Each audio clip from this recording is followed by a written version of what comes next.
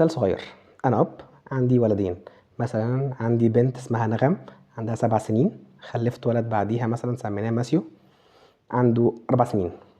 نغم غيرانه من ماسيو، راحت ضربته. انا ابو نغم، انا ابو ماسيو.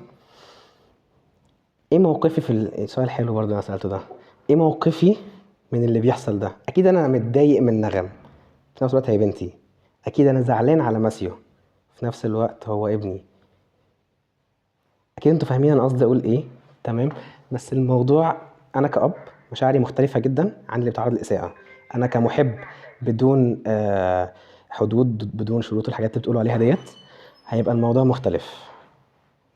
لازم هسامح نغم، لازم هعلم نغم تتعامل ازاي مع ماسيو، لازم هفهم ماسيو مشاعر نغم كانت عاملة ازاي.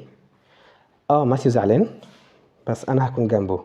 نغم غلطانة بس انا هكون جنبها، عشان نغم ما تعرفش تكرر ده تاني، تتعلم الصح مني كأب بشري، وماسيو يتعلم ان انا موجود دايما ليه كأب بشري.